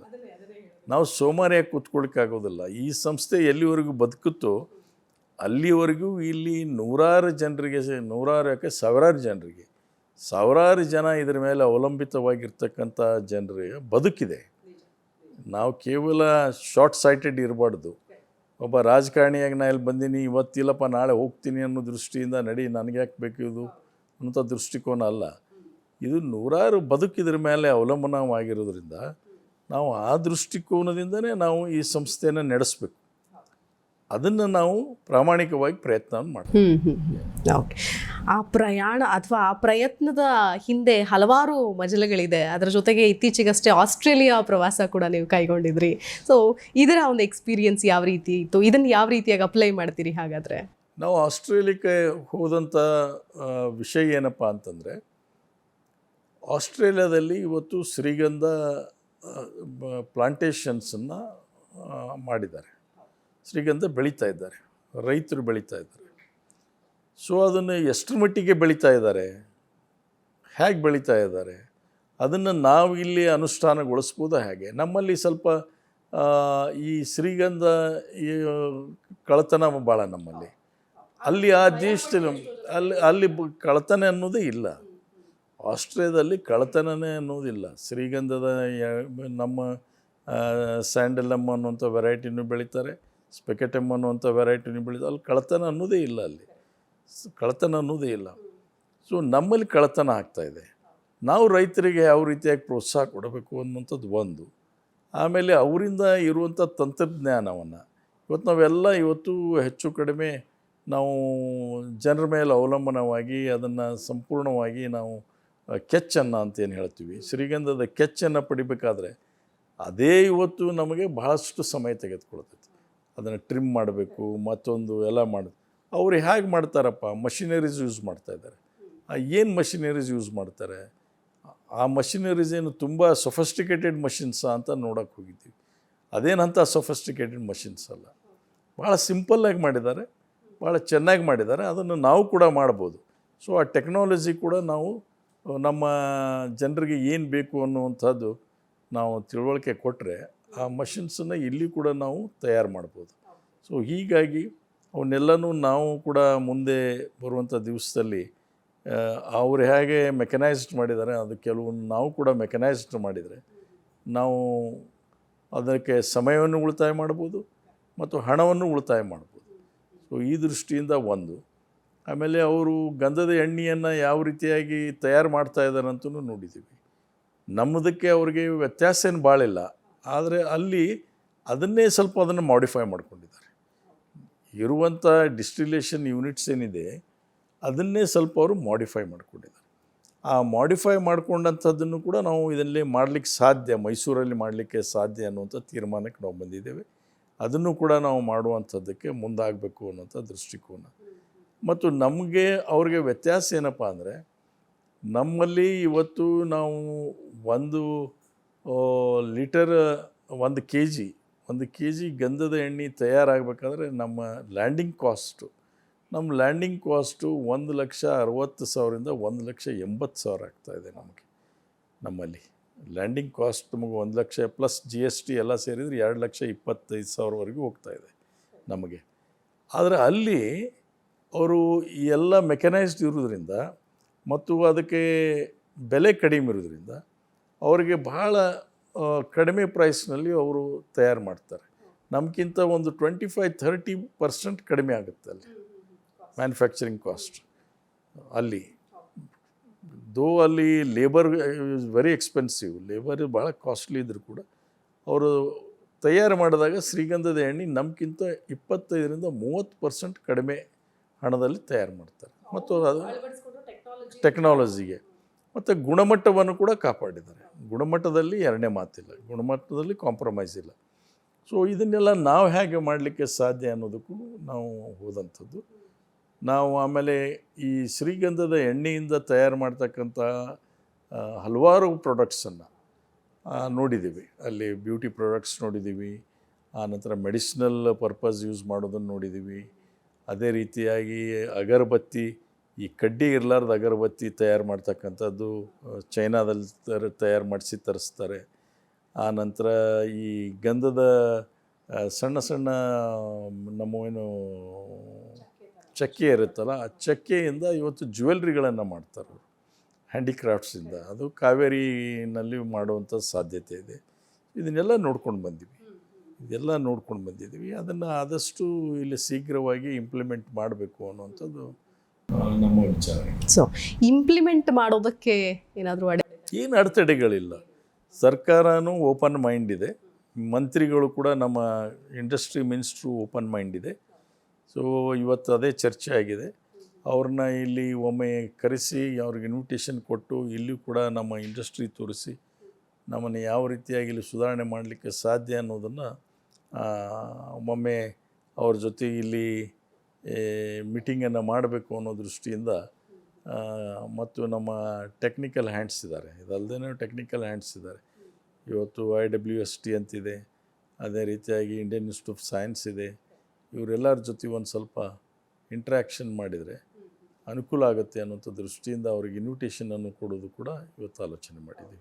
ಓಕೆ ಸರ್, ಈಗ ಈ ರಾ ಮೆಟೀರಿಯಲ್ ಬಗ್ಗೆ ಹೇಳಿದ್ರಿ, ಬಟ್ ಇಲ್ಲಿ ರೈತರಿಗೆ ಇರುವಂತಹ ಸಮಸ್ಯೆ ಈಗ ಒಂದಕ್ಕೊಂದಕ್ಕೆ ಲಿಂಕೇನೆ. ಆಬ್ವಿಯಸ್ಲಿ ಈಗ KSDL ಕೆಲಸ ಏನು ಮಾಡಬೇಕು ಅದನ್ನು ಬಹಳ ಅಚ್ಚುಕಟ್ಟಾಗಿ ನಿರ್ವಹಿಸ್ಕೊಂಡು ಹೋಗ್ತಾ ಇದ್ದಾರೆ, ಸಂಸ್ಥೆಯನ್ನು ಲಾಭದತ್ತ ಕೊಂಡೊಯ್ತಾ ಇದ್ದಾರೆ. ಬಟ್ ಆದರೆ ರಾ ಮೆಟೀರಿಯಲ್ಸ್ ಅಥವಾ ನೀವು ಈಗಾಗಲೇ ಹೇಳಿದ ಪ್ರಕಾರ ರೈತರು ಗಂಧದ ಮರ ಬೆಳೆಯೋದಕ್ಕೆ ಇವತ್ತಿಗೂ ಕೂಡ ಭಯಪಡ್ತಾರೆ. ಇವೊಂದು ಸರ್ಕಾರದಿಂದ ಅಲ್ಲಿ ಇನ್ಸೆಂಟಿವ್ಸ್ ಬರುತ್ತೆ, ಸರ್ಕಾರದಿಂದ ಒಂದಷ್ಟು ಏನೇ ಸಹಾಯ ಮಾಡಿದ್ರು ಅಥವಾ CCTV ಅಳವಡಿಸೋದಕ್ಕೆ ಇರುವಂತಹ ಎಲ್ಲ ಸೌಲಭ್ಯಗಳನ್ನು ಹೊರತಾಗಿಯೂ ಕೂಡ ಆ ಮಟ್ಟದ ಧೈರ್ಯವನ್ನ ರೈತರು ತೋರಿಸ್ತಾ ಇಲ್ಲ. ಈ ನಿಟ್ಟಿನಲ್ಲಿ ಏನಾದರೂ ಅರಿವು ಮೂಡಿಸೋ ಕೆಲಸಗಳಾಗ್ತಾ ಇದೆಯಾ? ಅಗ್ರೋ ಫಾರೆಸ್ಟ್ರಿ ಕಾನ್ಸೆಪ್ಟು ನಮ್ಮಲ್ಲಿ ಇನ್ನೂ ಸರಿಯಾಗಿ ಬಂದಿಲ್ಲ. ನಾವು ಅಗ್ರಿಕಲ್ಚರೇ ಒಂದು ಇಂಡಸ್ಟ್ರಿ ಅಂತ ಟ್ರೀಟ್ ಮಾಡಬೇಕು ಅನ್ನೋಂಥ ದೃಷ್ಟಿಕೋನ ಚರ್ಚೆಯಲ್ಲಿ ನಾವಿದ್ದೀವಿ. ಮತ್ತು ಅಗ್ರೋ ಫಾರೆಸ್ಟ್ರಿ ಶ್ರೀಗಂಧ ಬೆಳೆದೀವಿ, ಟೀಕ್ ಬೆಳೆದೀವಿ, ಮತ್ತೊಂದು ಬೆಳೆದೀವಿ ಅಂದರೆ ಇದನ್ನು ಕೂಡ ನಾವು ಒಂದು ಇಂಡಸ್ಟ್ರಿ ಥರ ಟ್ರೀಟ್ ಮಾಡಬೇಕು. ಒಂದು ಇಂಡಸ್ಟ್ರಿ ಅಂದರೆ ಕೈಗಾರಿಕೆಯಲ್ಲಿ ಯಾವ ರೀತಿಯಾಗಿ ಎಲ್ಲ ಈ ಜಾಗೃತ ಕ್ರಮಗಳನ್ನು ನಾವು ವಹಿಸ್ತೀವಿ ಆ ರೀತಿಯಾಗಿ ವಹಿಸ್ಬೇಕು. ಇದಕ್ಕೆ ಬ್ಯಾಂಕ್ ಫೈನಾನ್ಸಿಂಗಿಗೆ ಬ್ಯಾಂಕ್ಸ್ ಎಲ್ಲ ಮುಂದೆ ಬರ್ತವೆ. ಸೊ ಹೀಗಾಗಿ ಒಂದು ಬ್ರಾಡ್ ಬೇಸ್ಡ್ ಒಂದು ಪಾಲಿಸಿ ಕೂಡ ಮಾಡಿ ನಾವು ಅದನ್ನು ಅನೌನ್ಸ್ ಮಾಡಬೇಕು ಅಂತ ಫಾರೆಸ್ಟ್ ಮಿನಿಸ್ಟರ್ ಜೊತೆನೂ ಕೂಡ ಚರ್ಚೆ ಮಾಡಲಿಕ್ಕೆ ಈಗಾಗಲೇ ಹಿಂದೆ ಒಮ್ಮೆ ಇನ್ಫಾರ್ಮಲ್ಲಾಗಿ ಚರ್ಚೆ ಮಾಡಿದ್ದೀವಿ. ಈಗ ನಾವು ಅವ್ರ ಜೊತೆ ಚರ್ಚೆ ಮಾಡಬೇಕು ಅಂತ ತಿಳ್ಕೊಂಡು ನಮ್ಮ ಇಂಡಸ್ಟ್ರಿ ಮಿನಿಸ್ಟ್ರು ಕೂಡ ಈಗಾಗಲೇ ಅದ್ರ ಬಗ್ಗೆ ಆಲೋಚನೆ ಮಾಡಿದ್ದಾರೆ. ಸೊ ನಾವೆಲ್ಲರೂ ಸೇರಿ ಒಂದು ಮೀಟಿಂಗನ್ನು ಮಾಡಿ ಅದನ್ನು ಯಾವ ರೀತಿಯಾಗಿ ಮಾಡ್ಬೋದಾಗಿದೆ ಅನ್ನುವಂಥದ್ದು. ಈಗ ಅಗ್ರಿಕಲ್ಚರ್ ಡಿಪಾರ್ಟ್ಮೆಂಟ್ ಇನ್ವಾಲ್ವ್ ಮಾಡ್ತೀವಿ, ಹಾರ್ಟಿಕಲ್ಚರ್ ಮಾಡ್ತೀವಿ ಮತ್ತು ಫಾರೆಸ್ಟ್ ಡಿಪಾರ್ಟ್ಮೆಂಟ್ ಮತ್ತು ನಾವು ಆ್ಯಸ್ ಎ KSTL ನಮ್ಮ ಪಾತ್ರ ಏನಿದರಲ್ಲಿ ಅನ್ನೋದಕ್ಕೆ ಒಂದು ಬ್ರಾಡ್ ಬೇಸ್ಡ್ ಪಾಲಿಸಿ ಇದನ್ನು ಇವಾಲ್ವ್ ಮಾಡಬೇಕು ಅನ್ನೋದನ್ನು ಈಗಾಗಲೇ ಆಲೋಚನೆಯಲ್ಲಿದ್ದೀವಿ. ಸೇಫರ್ ಸೈಡ್ನಲ್ಲಿ ಇವತ್ತು ಒಂದು ಡಿಸ್ಕಷನ್ನಲ್ಲಿ ನಾವು ಈಗಾಗಲೇ ಹೇಳಿದ್ದೀವಿ, ಎಲ್ಲಿ ಶ್ರೀಗಂಧದ ಮರವನ್ನು ಕಳ್ಳತನ ಮಾಡ್ತಕ್ಕಂಥವ್ರನ್ನ ಹಿಡಿದು ಕೊಡ್ತಾರೆ ಕನಿಷ್ಠ 1 ಕ್ವಿಂಟಲ್ ಆದರೂ ಅವರು ಕಳ್ಳತನ ಮಾಡಿರಬೇಕು, ಅದು ಸಿಗಬೇಕು. ಗಂಧದ ಅಂದರೆ ನಮ್ಮದು ಮರಗಳು ಸಿಗಬೇಕು. ಮಾಡಿದಂಥವ್ರನ್ನ ಹಿಡಿದು ಯಾರು ಅವ್ರನ್ನ ಪೊಲೀಸರಿಗೆ ಒಪ್ಪಿಸ್ತಾರೋ, ಯಾರು ಆ ವ್ಯಕ್ತಿ ಇರ್ತಾನೋ ಅವರಿಗೆ ಒಪ್ಪಿಸ್ತಾರೋ ಅವರಿಗೆ ನಾವು 1 ಲಕ್ಷ ರೂಪಾಯಿ ಬಹುಮಾನವನ್ನು ಕೊಡಬೇಕು ಅನ್ನೋವಂಥದ್ದು ಕೂಡ ಈಗಾಗಲೇ ನಾವು ಇವತ್ತು ನಮ್ಮ ಆ ನಂತರ ಡಿಸ್ಕಸ್ ಮಾಡಿದ್ದೇವೆ. ಸೊ ಅದರ ಬಗ್ಗೆ ಸರ್ಕಾರಕ್ಕೂ ಬರಿತಾ ಇದ್ದೇವೆ. ಸರ್ಕಾರದ ಒಪ್ಪಿಗೆ ತೊಗೊಂಡ ಮೇಲೆ ಅದನ್ನು ಅನೌನ್ಸ್ ಮಾಡ್ತೀವಿ. ಸೊ ಅದು ಈಗ 1 ಲಕ್ಷ ಅನೌನ್ಸ್ ಮಾಡ್ತೀವಿ. ಗ್ರ್ಯಾಜುವಲಿ ಇನ್ನೂ ಸ್ವಲ್ಪ ಜಾಸ್ತಿ ಮಾಡುವಂಥ ದೃಷ್ಟಿಕೋನ, ಅಂದರೆ ಅಟ್ಲೀಸ್ಟು ಅವೇರ್ನೆಸ್ ಕ್ರಿಯೇಟ್ ಆಗ್ತೈತೆ, ಧೈರ್ಯ ಬರುತ್ತೆ ಜನರಿಗೆ. ಯಾರು ಈಗ ನಾವು ಹಿಡಿದು ಕೊಟ್ಟರೆ ನಾವು ಕನಿಷ್ಠ ಪಕ್ಷ 1 ಲಕ್ಷ ಆದರೂ ನನಗೆ ಸಿಗುತ್ತಲ್ಲಪ್ಪ ಅನ್ನುವಂಥ ದೃಷ್ಟಿಯಿಂದ ರಿಸ್ಕ್ ಅವ್ರು ತಯಾರಾಗ್ತಾರೆ. ಇಲ್ಲಿಕಂದ್ರೆ ಯಾರು ಇಲ್ಲಿ ಬಿಡಪ್ಪ ಮರ ಯಾವ ಕತ್ಕೊಂಡು ಹೋಗಿ ನನಗೆ ಅದಕ್ಕೆ ಬೇಕು ಅಂತ ಸುಮ್ಮನೆ ಕೂತ್ಕೋತಾನೆ. ಸೊ ಆ ದುಡ್ಡಿನ ಆಸೆಗೋಸ್ಕರ ಅಟ್ಲೀಸ್ಟ್ ಅವ್ರು ಕಂಪ್ಲೇಂಟ್ ಯಾರು ಕೊಡ್ತಾರೆ, ಪೊಲೀಸ್ ಇನ್ಫಾರ್ಮ್ ಮಾಡ್ತಾರೆ, ನಮಗೆ ಮಾಹಿತಿ ಕೊಡ್ತಾರೆ, ಹಿಂಗೇನಾದರೂ ಆಗುತ್ತೆ. ಇದು ಕೂಡ ಮಾಡುವಂಥದ್ದು ನಾವು ಆಲೋಚನೆ ಮಾಡಿದ್ದೀವಿ. ಸೊ ಈಗ ರಾ ಮೆಟೀರಿಯಲಿಂದ ಉತ್ಪಾದನೆಗೆ ಬಂದರೆ ಉತ್ಪಾದನಾ ಘಟಕಗಳನ್ನು ನೋಡಿದ್ರೆ ಸಾಕಷ್ಟು ಇಂಪ್ರೂವೈಸ್ ಮಾಡಿದ್ದೀರಿ. ನೀವು ಬಂದ ಮೇಲೆ ಹಲವಾರು ಬದಲಾವಣೆಗಳನ್ನು ಈಗಾಗಲೇ ತೆಗೆದುಕೊಂಡು ಬಂದಿದ್ದೀರಿ. ಅಂದರೆ ಈ ಉತ್ಪಾದನಾ ಘಟಕಗಳನ್ನು ಹೆಚ್ಚು ಮಾಡುವಂತಹ ಒಂದು ಪ್ರಸ್ತಾವನೆ ಕೂಡ ಇದೆ, ಅದ್ರ ಬಗ್ಗೆ ಏನು ಹೇಳ್ತೀರಿ? ಈಗ ಉತ್ಪಾದನೆ ಹೆಚ್ಚು ಮಾಡಲೇಬೇಕು. ಯಾಕೆ ಮಾಡಬೇಕು ಅಂದರೆ ಬೇಡಿಕೆ ಹೆಚ್ಚಿದ್ದಾಗ ನಮ್ಮ ಉತ್ಪಾದನೆ ಹೆಚ್ಚಾಗಲೇಬೇಕು. ನಮ್ಮಲ್ಲಿ ವಿಶೇಷವಾಗಿ ಈ ಸ್ಯಾಂಡಲ್ನಿಂದ ಅಂದರೆ ನಾವು ಗಂಧದ ತೈಲದಿಂದ ತಯಾರು ಮಾಡುವಂಥ ಸೋಪ್ಸು ಮತ್ತು ಆ ಗಂಧದ ತೈಲದಿಂದ ತಯಾರು ಮಾಡ್ತಕ್ಕಂಥ ಈ ನಮ್ಮ ಬಾಡಿ ವಾಶು, ಇದಕ್ಕೆ ಬೇಡಿಕೆ ತುಂಬ ಇದೆ. ಈ ಪ್ರೊಡಕ್ಷನ್ನಿಗೆ ನಾವು ಮೀಟ್ ಮಾಡಬೇಕಾದ್ರೆ ನಾವು ಒಂದೇ ಸೆಂಟ್ರ್ನಲ್ಲಿ ಮಾಡ್ತಾ ಕೂತ್ಕೊಂಡ್ರೆ ಟ್ರಾನ್ಸ್ಪೋರ್ಟೇಷನ್ನಲ್ಲಿ ಕೂಡ ನಮಗೆ ತೊಂದರೆ ಆಗ್ತದೆ. ಹೀಗಾಗಿ ಬೇರೆ ಕಡೆ ಒಂದು ಎಂಪ್ಲಾಯ್ಮೆಂಟು ಜನ್ರೇಟ್ ಮಾಡ್ದಂಗೆ ಆಗುತ್ತೆ. ಆ ನಂತರ ಅಲ್ಲಿ ಸ್ಥಳೀಯವಾಗಿರ್ತಕ್ಕಂಥ ಅಲ್ಲಿಂದ ಹತ್ತಿರ ಇರುವಂಥ, ಈಗ ಫಾರ್ ಎಕ್ಸಾಂಪಲ್ ಬಿಜಾಪುರದಲ್ಲಿ ಪ್ರಾರಂಭ ಮಾಡಬೇಕು ಅಂತ ಈಗಾಗಲೇ ತೀರ್ಮಾನ ಆಗಿಬಿಟ್ಟಿದೆ. ಬಿಜಾಪುರದಲ್ಲಿ ಮಾಡೋದ್ರಿಂದ ಏನಾಗುತ್ತೆ, ಮಹಾರಾಷ್ಟ್ರಕ್ಕೆ ಹತ್ತಿರ ಆಗ್ತೀವಿ. ಅಲ್ಲಿ ಟ್ರೈನ್ ಬ್ರಾಡ್ಗೇಜ್ ಫೆಸಿಲಿಟಿ ಇದೆ, ಟ್ರೈನ್ ಇದೆ, ಬೈ ರೋಡ್ ಇದೆ, ಈಗ ಏರ್ಪೋರ್ಟ್ ರೆಡಿ ಆಗ್ತಾಯಿದೆ, ಕಾರ್ಗೋನು ಕೂಡ ಪ್ರಾರಂಭ ಆಗ್ತೈತೆ. ಸೊ ಅಲ್ಲಿಂದ ಏನು ರಫ್ತು ಮಾಡ್ಬೋದಾಗಿದೆ ಅಲ್ಲಿಂದ ಮಾಡ್ಬೋದು. ಆಮೇಲೆ ರಾಯಚೂರಿನಲ್ಲಿ ಒಂದು ಯೂನಿಟನ್ನು ಪ್ರಾರಂಭ ಮಾಡೋಣ ಇನ್ ಫ್ಯೂಚರ್ನಲ್ಲಿ. ಈಗ ಅಲ್ಲಿಯೂ ಕೂಡ ಒಂದು 5 ಎಕರೆ ನಮಗೆ ಸೀಮಿತಗೊಳಿಸಿದ್ದಾರೆ. ಅಲ್ಲಿ ಕನಿಷ್ಠ ಪಕ್ಷ ನಾವು ಅಲ್ಲಿ ಡಿಟರ್ಜೆಂಟ್ಸು ಅಲ್ಲಿ ಏನು ಎಸೆನ್ಷಿಯಲ್ ಜಾಸ್ತಿ ಇರುತ್ತೋ ಆ ಬೇಸ್ ಇರತಕ್ಕಂಥ ಆ ದೃಷ್ಟಿಯಿಂದ ನಮ್ಮ ಪ್ರೊಡಕ್ಷನ್ನು ಕೂಡ ಮಾಡಬೇಕು. ಅಲ್ಲಿ ಏನು ಮಾಡಲಿಕ್ಕೆ ಸಾಧ್ಯ, ಅಲ್ಲಿ ಜನರಿಗೆ ಏನು ಬೇಕು, ಅಲ್ಲಿ ಆಂಧ್ರ ಪ್ರದೇಶ ಬಾರ್ಡ್ರಿಂಗೆ, ಅಲ್ಲಿಂದ 10 ಕಿಲೋಮೀಟ್ರ್ ಹೋದರೆ ಆಂಧ್ರ ಪ್ರದೇಶ ಪ್ರಾರಂಭ. ನಮಗೆ ಹೈಯೆಸ್ಟ್ ಇವತ್ತು ಸೇಲ್ಸ್ ಆಗ್ತಾ ಇರೋದು ಆಂಧ್ರ ಪ್ರದೇಶ, ತೆಲಂಗಾಣ ಮತ್ತು ಒರಿಸ್ಸಾ, ಸ್ವಲ್ಪ ಮಟ್ಟಿಗೆ ಕರ್ನಾಟಕ, ತಮಿಳುನಾಡು, ಇಷ್ಟರಲ್ಲಿ ನಮ್ಮ ಹೆಚ್ಚು ಸೇಲ್ಸ್ ಇರೋದು. ಸೊ ನಾವು ಇವರಿಗೆ ಹತ್ತಿರ ಇರತಕ್ಕಂಥ ಒಂದು ಮ್ಯಾನುಫ್ಯಾಕ್ಚರಿಂಗ್ ಪಾಯಿಂಟ್ ಮಾಡಿದರೆ ನಮಗೂ ಕೂಡ ಕಾಸ್ಟ್ ಉಳಿತೈತಿ. ಆಮೇಲೆ ಅಲ್ಲಿ ಲೇಬರ್ ಚೀಪ್ ಆಗ್ತೈತೆ ಕಂಪೇರ್ಡ್ ಟು ಬೆಂಗಳೂರು. ರಾಯಚೂರಿನಲ್ಲಿ, ಬಿಜಾಪುರದಲ್ಲಿ ಸ್ವಲ್ಪ ಲೇಬರು ಸ್ವಲ್ಪ ಚೀಪ್ ಆಗ್ತೈತಿ, ಟ್ರಾನ್ಸ್ಪೋರ್ಟೇಷನ್ನು ಸ್ವಲ್ಪ ಚೀಪ್ ಆಗ್ತದೆ, ಡಿಸ್ಟೆನ್ಸ್ ಆಫ್ ಟ್ರಾನ್ಸ್ಪೋರ್ಟೇಷನ್ ಕಡಿಮೆ ಆಗ್ತದೆ. ಸೊ ಹೀಗೆ ಇಂಥವೆಲ್ಲ ಆಲೋಚನೆ ನಮ್ಮ ಕಂಪನಿ ಮಾಡ್ತಾ ಇದೆ. ಅದಕ್ಕೆ ನಾವು ಕೂಡ ಅದಕ್ಕೆ ಬೆಂಬಲವಾಗಿ ಇದ್ದೇವೆ ಅನ್ನುವಂಥ. ಸೊ ಅಂತಾರಾಷ್ಟ್ರೀಯ ಮಟ್ಟದಲ್ಲೂ ಮಾರುಕಟ್ಟೆ ಇದೆ, ಬೇರೆ ರಾಜ್ಯಗಳಲ್ಲೂ ಕೂಡ ಉತ್ಪಾದನಾ ಘಟಕ ಸ್ಥಾಪಿಸುವಂಥ ಯಾವ್ದಾದ್ರು ಪ್ಲ್ಯಾನ್ಸ್ ಇದೆಯಾ? ಅದು ಬೇರೆ ರಾಜ್ಯದಲ್ಲಿ ಉತ್ಪಾದನೆ ಮಾಡ್ತಕ್ಕಂಥ ಸದ್ಯದರಲ್ಲಿಲ್ಲ. ಸೊ ಮುಂದೆ ಪ್ರಸಂಗ ಬಂದರೆ ಮಾಡುವಂಥದ್ದಕ್ಕೆ ನಾವು ಮುಂದಾಗ್ತೇವೆ. ಅಲ್ಲಿ ಬೇರೆ ರಾಜ್ಯಗಳಲ್ಲಿ ನಾವು ಇವತ್ತು ಏನನ್ನು ನಾವು ಔಟ್ಸೋರ್ಸ್ ಮಾಡಿ ಅಲ್ಲಿ ತಯಾರು ಮಾಡ್ಬೋದಾಗಿದೆ. ಸ್ಯಾಂಡಲ್ ಇದನ್ನು ಇಲ್ಲೇ ಇಟ್ಕೊತೀವಿ, ಬಿಕಾಸ್ ಅದು ಫಾರ್ಮುಲೇಷನ್ಸ್ ಬೇರೆದವ್ರಿಗೆ ಕೊಡಲಿಕ್ಕಾಗೋದಿಲ್ಲ. ಅದನ್ನು ಮಾಡುವಂಥ ಆಲೋಚನೆ ಈಗಾಗಲೇ ಮಾಡಿದ್ದೀವಿ. ಆದರೆ ಕೆಲವು ಸ್ವಲ್ಪ ಕಾನೂನಾತ್ಮಕವಾದಂಥ ಅಡೆತಡೆಗಳಿದಾವೆ ಅದಕ್ಕೆ ನಾವು KTTP ಇದನ್ನು ಫಾಲೋ ಮಾಡಬೇಕು. ಈಗ ಫಾರ್ ಎಕ್ಸಾಂಪಲ್ ಈಗ ನಾವು ಯಾರೋ ಒಬ್ಬ ಒಳ್ಳೆಯ ಮ್ಯಾನುಫ್ಯಾಕ್ಚರರ್ ಇದ್ದಾನೆ, ನಮಗೆ ಅದನ್ನು ನಾವು ಔಟ್ಸೋರ್ಸ್ ಮಾಡಿದರೆ ನಮಗೆ ಮಾಡಿ ಕೊಡ್ತಾನೆ ಅನ್ನೋಂಥ ದೃಷ್ಟಿ KTTP ಆ್ಯಕ್ಟ್ ಪ್ರಕಾರ ಹೋಗಿ ಅಂತಾನೆ. ಯಾವನೊಬ್ಬ ಇನ್ಕಾಂಪಿಟೆಂಟ್ ಇದ್ದವನು ಹಾಕ್ಕೊಂಡು ನಾಳೆ ಏನಪ್ಪ ನಾ ಸಪ್ಲೈ ಮಾಡ್ತೀನಿ ಅಂತ ಬಂದರೆ ಕಡಿಮೆ ರೇಟ್ ಹಾಕ್ಕೊಂಬಂದ್ರೆ ಇವೆಲ್ಲ ಸಮಸ್ಯೆಗಳಿದಾವೆ. ನಮಗೆ ಕ್ವಾಲಿಟಿ ಡೆಲಿವರ್ ಮಾಡೋಕ್ಕಾಗಲಿಕ್ಕಿಲ್ಲ ಅವನಿಗೆ, ಆಮೇಲೆ ನಮ್ಮ ಮಾರ್ಕೆಟ್ನಲ್ಲಿ ನಮ್ಮ ಪ್ರಾಡಕ್ಟಿಗೆ ತೊಂದರೆ ಬರ್ತದೆ. ಇವೆಲ್ಲ ಹೇಗೆ ಮಾಡಬೇಕು ಅನ್ನುವಂಥದ್ದೇ ಆಲೋಚನೆ ಮಾಡಬೇಕಾಗಿದೆ. ಇದಕ್ಕೆ ಫೈನಾನ್ಸ್ ಕಮಿಟಿ ಈಗಾಗಲೇ MD ಅವರು ನಾವೆಲ್ಲ ಚರ್ಚೆ ಮಾಡಿದ್ದೀವಿ. ಅವರು ಕೂಡ ಫೈನಾನ್ಸ್ ಕಮಿಟಿ ಮಿನಿಸ್ಟ್ರ್ ಜೊತೆ ಫೈನಾನ್ಸ್ ಕಮಿಟಿಯವ್ರ ಜೊತೆ ಕೂತ್ಕೊಂಡು ಡಿಸ್ಕಸ್ ಮಾಡೋಣ. ಇದನ್ನು ಓವರ್ಕಮ್ ಮಾಡಿ ನಾವೇನಾದರೂ ಡೈರೆಕ್ಟ್ ಮೆಮೊರಂಡಮ್ ಆಫ್ ಅಂಡರ್ಸ್ಟ್ಯಾಂಡಿಂಗ್ ಮಾಡಿಕೊಂಡು ಮಾಡಲಿಕ್ಕೆ ಸಾಧ್ಯನೇ ಹೇಗೆ, ನಮಗೆ ಹೇಗಿದ್ರೂ ನಮಗೆ ಲಾಭದಾಯಕವಾಗಿರ್ತಕ್ಕಂಥ ದೃಷ್ಟಿ ನೋಡಬೇಕು ವಿನಃ ನಾವು ಪ್ರತಿಯೊಂದಕ್ಕೂ ಕೂಡ ನಾವು ಬೇರೆ ದೃಷ್ಟಿಯಿಂದ ನೋಡಲಿಕ್ಕೆ ಆಗೋದಿಲ್ಲ ಅನ್ನುವಂಥದ್ದು. ಸರಾಸರಿಯಾಗಿ 3 ವರ್ಷದಲ್ಲಿ ಏನು ಲಾಭ ಆಗಿದೆ ಅದಕ್ಕಿಂತ ಕಡಿಮೆ ರೇಟ್ಲಿಂದ ನಮಗೆ ಕೊಡೋದಾದರೆ, ನಮಗೆ ಪ್ರೊಡಕ್ಷನ್ ಕಾಸ್ಟ್ ಏನಾಗಿದೆ ಅದಕ್ಕಿಂತ ಕಡಿಮೆ ರೇಟ್ನಲ್ಲೇ ಮ್ಯಾನುಫ್ಯಾಕ್ಚರ್ ಮಾಡಿ ಕೊಡ್ತೀನಿ, ಗುಣಮಟ್ಟವನ್ನು ಕಾಪಾಡ್ತೀವಿ ಅಂತಂದರೆ why not we go in for that ಅನ್ನುವಂಥ ಆಲೋಚನೆ ಕೂಡ ಬರ್ತಾ ಇದೆ. ರಾ ಮಟೀರಿಯಲ್ ನಾವೇ ಕೊಡ್ತೀವಿ, ಬರೀ ಮ್ಯಾನುಫ್ಯಾಕ್ಚರಿಂಗ್ ಕಾಸ್ಟ್ ಮಾತ್ರ ಅವ್ರದ್ದು. ಇವೆಲ್ಲ ಆಲೋಚನೆಗಳಿದ್ದಾವೆ. This is in the pipeline. ಇದು ಇನ್ನೂ ಆಗಿಲ್ಲ. ಇದು ಈಗಾಗಲೇ ಈ ರೀತಿಯಾದಂಥ ಚರ್ಚೆಗಳು ನಡೀತಾ ಇದ್ದಾವೆ. ಸರ್, ಈಗ ಮೈಸೂರು ಸ್ಯಾಂಡಲ್ ಅಂದಿದ ತಕ್ಷಣ ಹೌದು ಇದೊಂಥರ ಕರ್ನಾಟಕ ಪ್ರೈಡ್ ಆಯಿತಾ. ಕರ್ನಾಟಕದಲ್ಲೇ ಇದು ಕಂಪ್ಲೀಟಾಗಿ ಎಲ್ಲರ ಒಂದು ಮನೆ ಮಾತಾಗಿದೆ, ಎಲ್ರಿಗೂ ಕೂಡ ಗೊತ್ತಿದೆ. ಬಟ್ ಬೇರೆ ಬೇರೆ ಕಂಪನಿಗಳ ಹಾವಳಿ ಅಥವಾ ಕಾರ್ಪೊರೇಟು ಅಥವಾ MNCs ಅದನ್ನ ತಪ್ಪು ಅಂತಲೂ ಹೇಳೋಕ್ಕಾಗಲ್ಲ. ಆದರೆ ಇನ್ನೂ ಹೆಚ್ಚಿನದಾಗಿ ಅದರಲ್ಲೂ ವಿಶೇಷವಾಗಿ ಸರ್ಕಾರಿ ಸೇವೆಯಲ್ಲಿರುವಂಥವರಿಗೆ ಒಂದು ಸ್ವಲ್ಪ ಕಡಿಮೆ ದುಡ್ಡಿನಲ್ಲಿ ಕೊಡುವಂಥದ್ದಾಗಿರ್ಬೋದು, ಈ ಥರದ ಒಂದಷ್ಟು ಆ್ಯಕ್ಟಿವಿಟೀಸ್ ಈಗಾಗಲೇ ನಡೀತಾ ಇದೆ. ಬಟ್ ಅದ್ರ ಹೊರತಾಗಿ ಇದಕ್ಕೆ ಯಾವ ಥರದ ಪ್ಲ್ಯಾನಿಂಗ್ಸ್ ಏನಾದ್ರು ಮಾಡ್ಕೊಂಡಿದ್ದೀರಾ ಸರ್? ಇಲ್ಲ, ನಮಗೆ ಆ್ಯಕ್ಚುಲಿ ಈಗ ನಾವೇನು ನಮ್ಮ ಪದಾರ್ಥಗಳನ್ನೇನು ಮಾರಾಟ ಮಾಡ್ತಾಯಿದ್ದೀವಿ ಅದು ಡೀಲರ್ಸ್ ಮುಖಾಂತರ ನಾವು ಮಾಡ್ತಾಯಿದ್ದೀವಿ. ಈಗ ಗೌರ್ಮೆಂಟ್ ಏಜೆನ್ಸಿಗೆ ಡೈರೆಕ್ಟಾಗಿ ನಾವು ಕೊಡ್ತಾಯಿದ್ದೀವಿ. ಫಾರ್ ಎಕ್ಸಾಂಪಲ್ ಸೋಷಿಯಲ್ ವೆಲ್ಫೇರ್ ಡಿಪಾರ್ಟ್ಮೆಂಟಿಗೆ, ಹಾಸ್ಟೆಲ್ಗಳಿಗೆ ಅದು ಸ್ವಲ್ಪ ರಿಯಾಯಿತಿ ದರದಲ್ಲೇ ಕೊಡ್ತಾಯಿದ್ದೀವಿ. ಈಗ PWDಗೆ ಸರ್ಕ್ಯುಲರ್ ಇದೆ, ಇದೇ ನಮ್ಮ ಸೋಪ್ಸನ್ನು ಹ್ಯಾಂಡ್ ವಾಶನ್ನು ಎಲ್ಲ ಬಳಕೆ ಮಾಡ್ಕೋಬೇಕು ಅಂತ ಗೌರ್ಮೆಂಟ್ ಸರ್ಕ್ಯುಲರ್ ಇದೆ. ಆದರೆ ಮಧ್ಯೆ ನಿಂತೋಯ್ತು, ಈಗೂ ನಿಂತಿದೆ, ಇನ್ನೂ ಮತ್ತೆ ಪುನಃ ಪ್ರಾರಂಭ ಆಗಬೇಕದು. ನಾವು ಈಗಾಗಲೇ ಪತ್ರ ಬರೆದಿದ್ದೀವಿ, PWDಗೂ ಬರೆದಿದ್ದೀವಿ, ಆಮೇಲೆ ಗೌರ್ಮೆಂಟ್ ಆಫೀಸಸ್ಸಿಗೆ ಬರೆದಿದ್ದೇವೆ, ಜಂಗಲ್ ಲಾಜಿಸ್ಟಿಗೆ ಬರೆದಿದ್ದೇವೆ, ಟೂರಿಸಮ್ ಡಿಪಾರ್ಟ್ಮೆಂಟಿಗೆ ಬರೆದಿದ್ದೇವೆ. ಇವರೆಲ್ಲ ಬಳಕೆ ಮಾಡ್ಕೊಳ್ಳೋಕ್ಕೆ that is not a big number, ದೊಡ್ಡ ಇದೇನಲ್ಲ. ಬಟ್ ನಮ್ಮದು ಪಬ್ಲಿಸಿಟಿ ಆಗಲಿಕ್ಕೆ ಸಾಧ್ಯತೆ ಹೆಚ್ಚಾಗ್ತದೆ, ಪಬ್ಲಿಸಿಟಿ ಜಾಸ್ತಿ ಆಗಲಿಕ್ಕೆ ಸಾಧ್ಯ ಆಗ್ತದೆ. ಸೊ ಆ ದೃಷ್ಟಿಯಿಂದ ಕೂಡ ಪ್ರಯತ್ನ ಆಗ್ತಾಯಿದೆ.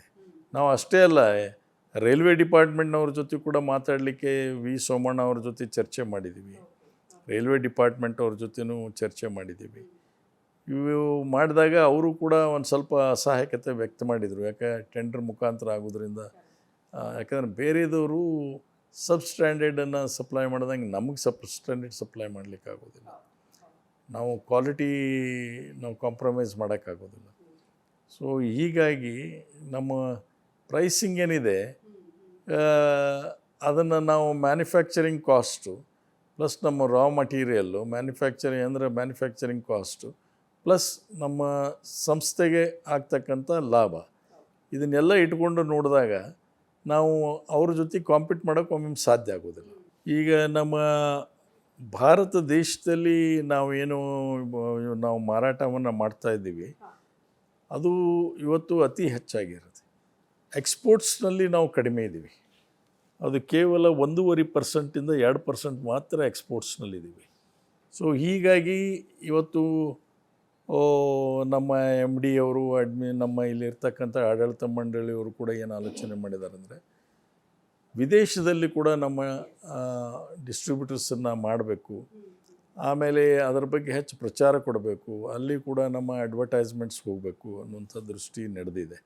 ಸೊ ಅಲ್ಲೇ ಕನಿಷ್ಠ ಪಕ್ಷ ನಾವು ಅಲ್ಲಿಯೂ ಕೂಡ ಒಂದು 5ರಿಂದ 10% ಟಾರ್ಗೆಟ್ ರೀಚ್ ಮಾಡಬೇಕು ಅನ್ನುವಂಥ ಆಲೋಚನೆ ಕೂಡ ಇದೆ. ಸೊ ಅದ್ರ ಬಗ್ಗೆಯೂ ಈಗಾಗಲೇ ಗ್ಲೋಬಲ್ ಇನ್ವೆಸ್ಟರ್ಸ್ ಮೀಟಿಗೆ ನಾವು ಸ್ಪಾನ್ಸರ್ ಮಾಡಿದ್ದೀವಿ. ಮತ್ತು ನಾಳೆ ನಮ್ಮ ಇದರಲ್ಲಿ ದಾವಸ್ನಲ್ಲಿ ನಡೀತಕ್ಕಂಥ ಎಕನಾಮಿಕ್ ಫೋರಮ್ ಏನಿದೆ ಅದರಲ್ಲಿ ಕೂಡ ನಾವು ಸ್ವಲ್ಪ ಮಟ್ಟಿಗೆ ಸ್ಪಾನ್ಸರ್ ಮಾಡ್ತಾಯಿದ್ದೀವಿ. ನಮ್ಮಿಂದ ಮಂತ್ರಿಗಳೇನು ಹೋಗ್ತಾ ಇದ್ದಾರೆ. So we trying to do all best possible to see that our products are more popularized. ಆಮೇಲೆ ಅಲ್ಲಿ ಜನರ ಅಕ್ಸೆಪ್ಟೆನ್ಸ್ ಬರುವ ರೀತಿಯಲ್ಲಿ ಪ್ರಯತ್ನ ಮಾಡ್ತಾ ಇದ್ದೀವಿ. ನಿಜ, ಎಸ್ ಸರ್. ಇದರ ಜೊತೆ ಹೇಳಿದ್ರೆ ಅಂತಾರಾಷ್ಟ್ರೀಯ ಮಟ್ಟದಲ್ಲಿ ಈಗ ಆಲ್ರೆಡಿ ಸಾಕಷ್ಟು ಜನ ಗೊತ್ತಿದೆ. ಅದರಲ್ಲೂ ನಮ್ಮ ಕನ್ನಡಿಗರು ಕೂಡ ಅಲ್ಲಿ ಬೇಡಿಕೆ ಅಂತೂ ಇದ್ದೇ ಇದೆ, ಅಲ್ಲಿ ಬೇಕು ಪ್ರಾಡಕ್ಟ್ಸು ಅನ್ನುವಂಥ ನಿಟ್ಟಿನಲ್ಲಿ. ಸೊ ಆ ನಿಟ್ಟಿನಲ್ಲಿ ಒಂದಷ್ಟು ಕೆಲಸಗಳಾಗ್ತಾರೆ. ಬಂದಿದ್ದಾರೆ, USA ದವರು ಕೇಳ್ತಾ ಇದ್ದಾರೆ. ಅವ್ರೇನಂದ್ರೆ ನಮ್ಗೇನು ಇನ್ನೂ ಸ್ವಲ್ಪ ಕನ್ಸೆಷನಲ್ ಪ್ರೈಸ್ನಲ್ಲಿ ಕೊಡ್ತೀರಿ ಅಂತ ಕೇಳಿದ್ದಾರೆ. ಅದ್ರ ಬಗ್ಗೆ ಇವತ್ತು ಡಿಸ್ಕಷನ್ ಆಗಿದೆ. ಒಂದು ಪಾಲಿಸಿಯಾಗಿ ತರಬೇಕು ಅಂತ ಮಾಡಿದ್ದೇವೆ. ಯಾಕಂದರೆ ಬಾಂಗ್ಲಾದೇಶ ಪಾಕಿಸ್ತಾನಿಗೂ ಅದೇ ರೇಟು, ಅಮೇರಿಕಾಕ್ಕೂ ಸಪ್ಲೈ ಮಾಡೋದು ಅದೇ ರೇಟು ಅಂದಾಗ transportation cost is very high. So ಅವನು ಇಲ್ಲಿ ಬಲ್ಕಾಗಿ ಬಾಯ್ ಮಾಡ್ತಾನೆ, ಅಲ್ಲಿ ಹೋಗಿ ಅದೇ ರೇಟಿಗೆ ಕೊಡಬೇಕು ಅಂದ್ರೆ ಆಗಲಿಕ್ಕಿಲ್ಲ. ಸೊ ನಾವು ಅದಕ್ಕೆ ಒಂದೊಂದು ಕಂಟ್ರಿಗೆ ಏನು ಪ್ರೈಸನ್ನು ಫಿಕ್ಸ್ ಮಾಡಬೇಕು ಅನ್ನುವಂಥದ್ದು ಒಂದು, ಟ್ರಾನ್ಸ್ಪೋರ್ಟೇಷನ್ ಕೂಡ ಹೇಗೆ ಬೇರ್ ಮಾಡಬೇಕು ಅನ್ನೋದು ಒಂದು, ಏನು ಕನ್ಸೆಷನ್ಸ್ ಅವ್ರಿಗೆ ಕೊಡಬೇಕು, ಆ ಮಾರ್ಜಿನನ್ನು ಕೊನೆಗೆ ಅಲ್ಟಿಮೇಟ್ಲಿ ಈ ಕನ್ಸ್ಯೂಮರಿಗೆ ನಾವು ಅದನ್ನು ಪಾಸ್ ಆನ್ ಮಾಡಿದರೆ ಸೊ ಪ್ರಾಡಕ್ಟ್ಸ್ ಹೆಚ್ಚು ಸೇಲ್ ಆಗುತ್ತೆ, ಕ್ವಾಂಟಮ್ ಹೆಚ್ಚು ಸೇಲ್ ಆಗುತ್ತೆ. ಸೊ ಹೀಗಾಗಿ ನಮ್ಮ ಟರ್ನ್ ಓವರ್ ಹೆಚ್ಚಾಗಲಿಕ್ಕೆ ಸಾಧ್ಯ. ಇದನ್ನೆಲ್ಲ ಆಲೋಚನೆ ಮಾಡ್ತಾ ಇದ್ದೀವಿ. ಇಷ್ಟೊತ್ತು ನಾನು ನಿಮ್ಮ ಜೊತೆಗೆ ಮಾತಾಡಿದ್ದು ಒಬ್ಬ ರಾಜಕಾರಣಿ ಜೊತೆಗೆ ಮಾತಾಡ್ತಾ ಇದ್ದೀನಿ ಅಂತ ಅನ್ನಿಸ್ಲಿಲ್ಲ, ಒಬ್ಬ ಪಕ್ಕಾ ಬಿಸ್ನೆಸ್ ಮ್ಯಾನ್ ಜೊತೆ ಕುತ್ಕೊಂಡು ಮಾತಾಡ್ತಾ ಇದ್ದೀನಿ ಅಂತ ಅನ್ನಿಸ್ತು. ಈ ಒಂದು ವ್ಯಾವಹಾರಿಕವಾದಂತಹ ಒಂದು ನೆಲೆಗಟ್ಟು ಯಾವ ಸಂದರ್ಭದಲ್ಲಿ ನಿಮಗೆ ಬಂದಿದ್ದು, ಅಥವಾ ಹೇಗೆ ಇದೆಲ್ಲ ಸಾಧ್ಯ ಆಯಿತು ಸರ್? ದಿಸ್ ಈಸು ನಾನು ಹೇಳುವಂಥದ್ದು ಯಾವುದೇ ವ್ಯಕ್ತಿಯಾಗಲಿ ಹುಟ್ಟಲಿಂದ ಎಲ್ಲನೂ ಅನುಭವ ಎಲ್ಲನೂ ಕಲಿಯೋದಿಲ್ಲ.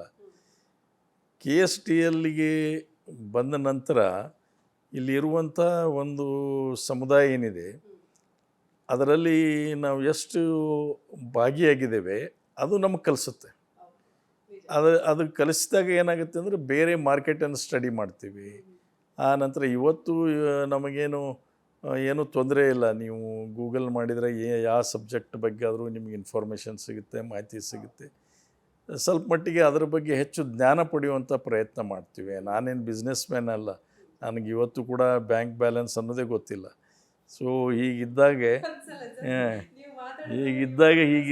ಬ್ಯಾಂಕ್ ಬ್ಯಾಲೆನ್ಸ್ ಅನ್ನೋದೇ ನನಗೆ ಗೊತ್ತಿಲ್ಲ. ಬಟ್ ಒಂದೇನೆಂದರೆ ಇನ್ಸ್ಟಿಟ್ಯೂಷನ್ನಿಗೆ ಬಂದ ಮೇಲೆ ನಾವು ಅದನ್ನು ಇನ್ವಾಲ್ವ್ ಆಗಬೇಕು. ಆ ಇನ್ವಾಲ್ವ್ಮೆಂಟ್ ಆದಾಗ ಇಲ್ಲಿರುವಂಥ ಡಿಪಾರ್ಟ್ಮೆಂಟ್ಸೂ ನಮ್ಗೆ ಅಡ್ವೈಸ್ ಮಾಡ್ತಾರೆ, ಇದರ ಬಗ್ಗೆ ಯಾವ ರೀತಿಯಾಗಿ ನಾವು ಪ್ರೋಗ್ರೆಸ್ ಮಾಡ್ಬೋದು, ಏನು ಮಾಡ್ಬೋದು ಅಂತ. ಇದೆಲ್ಲ ಒಂದು ಜನರಲ್ ನಾಲೆಜ್. ಈ ಜನರಲ್ ನಾಲೆಜ್ ಇವತ್ತು ಈ general knowledge helps more than anything. So ಹೀಗಾಗಿ ಈ ಅನುಭವ ನಮಗೆ ಬಂದಿದ್ದು KSTLinದನೇ, ಬೇರೆ ಹೊರಗಿಂದ ಬಂದಿಲ್ಲ. KSTL has taught me many things. ಹೇಗೆ ಏನು ಮಾಡಬೇಕು ವ್ಯವಹಾರ ಅನ್ನೋದು ಅದು ಕೂಡ ನಮಗೆ ಒಂದು ಶಿಕ್ಷಣ ಸಂಸ್ಥೆ ಕೂಡ ಹೌದು. It's an institution by it self. ದೊಡ್ಡ ಮಾತು ಸರ್. ಬಹುಶಃ ಎಲ್ಲ ರಾಜಕಾರಣಿಗಳು ಇಂತಹ ಒಂದಷ್ಟು ಗುಣಗಳನ್ನು ಮೈಗೂಡಿಸ್ಕೊಂಡ್ರೆ ಯಾವ ಸಂಸ್ಥೆ ಕೂಡ, ಅದರಲ್ಲೂ ಸೇಲ್ಸಲ್ಲಿರುವಂತಹ ಯಾವ ಸಂಸ್ಥೆ ಕೂಡ ನಷ್ಟಕ್ಕೆ ಹೋಗೋದಿಲ್ಲ ಅಂತ ಅನಿಸುತ್ತೆ. ಇದು ಅತಿಶಯೋಕ್ತಿ ಏನಲ್ಲ. ಬಟ್ ಈಗ ರಾಜಕಾರಣಿಯಾಗಿ ನೋಡೋದಾದರೆ CS ನಾಡಗೌಡರು ಹೇಗೆ ಅಂದರೆ ಸೋಲಿಲ್ಲದ ಸರದಾರ ಅಂತ ಹೇಳ್ಬೋದು.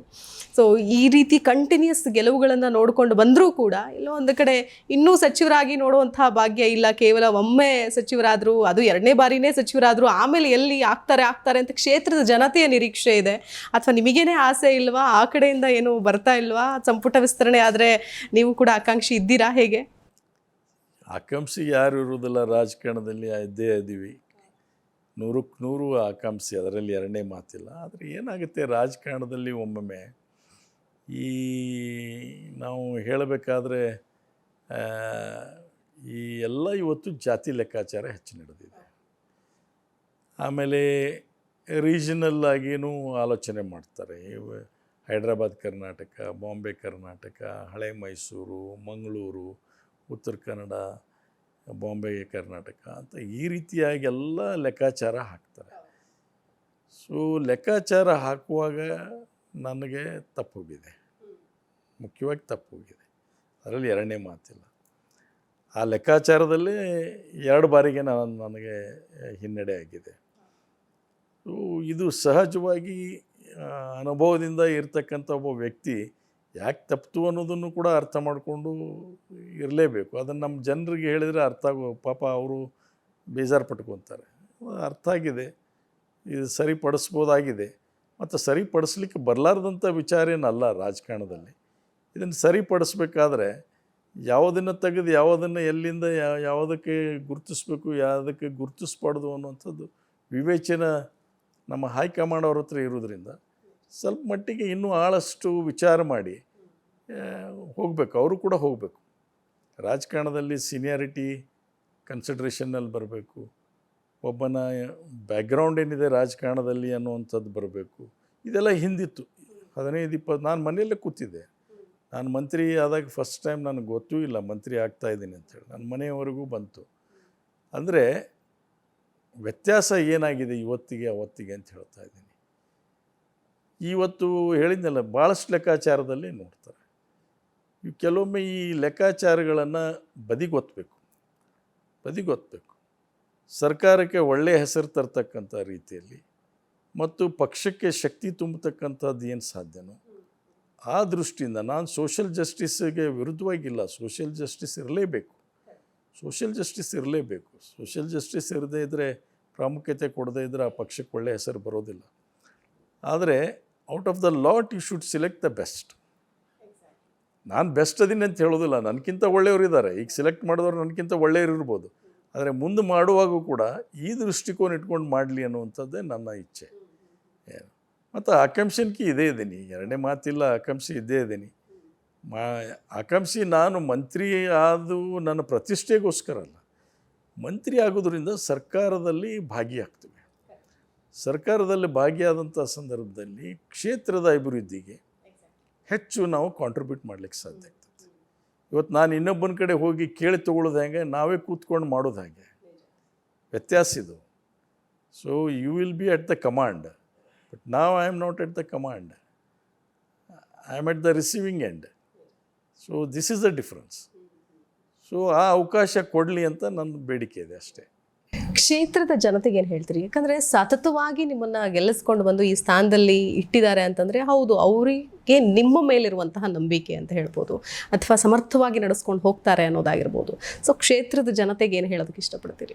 ಕ್ಷೇತ್ರದ ಜನತೆಗೆ ನಾನು ಹೇಳುವಂಥದ್ದು, ಇವತ್ತು ರಾಜಕಾರಣದಲ್ಲಿ ನಿಜವಾಗಿ ನಾವು ಕೆಲವು ಮೌಲ್ಯಗಳನ್ನು ಎತ್ತಿ ಹಿಡಿಬೇಕು. ಯಂಗರ್ ಜನ್ರೇಷನ್ಸ್ನಲ್ಲಿ ಇದರ ಕೊರತೆ ಕಾಣ್ತಾ ಇದೆ ನನಗೆ. ಇವತ್ತು ಹಿಂದೆ ಇರ್ತಕ್ಕಂಥ, ನಾನು ಹೇಳಬಾರ್ದು, ಅವರಿಗೆ ವಿದ್ಯೆ ಇರಲಿಲ್ಲ, ಅದ್ರ ಶ್ರದ್ಧೆ ಇತ್ತು. ಅವರಿಗೆ ವಿದ್ಯೆ ಇರಲಿಲ್ಲ, ಅದ್ರ ಶ್ರದ್ಧೆ ಇತ್ತು, ದೇಶಾಭಿಮಾನ ಇತ್ತು, ಕಾಯಕ ಯೋಗಿಯಾಗಿದ್ದರು, ತಮ್ಮ ಕೆಲಸದಲ್ಲಿ ತಾವು ತೊಡಗಿರ್ತಿದ್ರು, ಪ್ರಾಮಾಣಿಕವಾಗಿದ್ದರು. ಇವತ್ತು ಅದ್ರದ್ದು ಎಲ್ಲೂ ಕೊರತೆ ಕಾಣ್ತಾ ಇದೆ. ನಮ್ಮಲ್ಲಿ ವಿದ್ಯೆ ಇದೆ, ಅದ್ರ ಶ್ರದ್ಧೆ ಕಡಿಮೆ ಆಗಿದೆ. ನಾವು ಬಹಳಷ್ಟು ತಪ್ಪು ದಾರಿಯಲ್ಲಿ ಹೋಗ್ತಾ ಇದ್ದೀವಿ, ಸೋಮಾರಿ ಆಗ್ತಾ ಇದ್ದೀವಿ. ಎಲ್ಲರೂ ಅಂತಲ್ಲ, ಬಹುಸಂಖ್ಯಾತ ಜನರು ಸೋಮಾರಿ ಆಗ್ತಾ ಇದ್ದೀವಿ, ವ್ಯಸನಕ್ಕೆ ಅಂಟ್ಕೊತಾ ಇದ್ದೀವಿ. ಇದರದ್ದು ಯಾರು ತೊಗೊತಾರೆ ಲಾಭ ಅನ್ನೋದ್ರೆ ರಾಜಕಾರಣಿಗಳು ಹೆಚ್ಚು ತೊಗೊತಾರೆ. ಈ ವ್ಯಸನಗಳನ್ನು ಎಕ್ಸ್ಪ್ಲಾಯ್ಟ್ ಯಾವಾಗ ಮಾಡ್ತಾರೆ ಅಂದರೆ, ಇಲೆಕ್ಷನ್ ಇನ್ನೊಂದು ವರ್ಷ ಆಯ್ತು ಅಂದರೆ ಎಕ್ಸ್ಪ್ಲಾಯ್ಟ್ ಮಾಡೋಕ್ಕೆ ಸ್ಟಾರ್ಟ್ ಮಾಡ್ತಾರೆ. ಆ ಯೂತ್ನ, ಫೋಕನ್ನು ಅವ್ರಿಗೇನೋ ಒಂದು ರೀತಿಯಾದಂಥ ದುಡ್ಡು ಕೊಟ್ಟು ಅವರಿಗೆ ಮೋಜು ಮಸ್ತಿ ಮಾಡೋದಂತ ಹೇಳೋದಕ್ಕೆ ತಪ್ಪು ದಾರಿ ತೋರಿಸುವಂಥ ಪ್ರಯತ್ನ ನಾವು ಮಾಡ್ತೀವಿ. ಇದು ನಿಲ್ಲಬೇಕು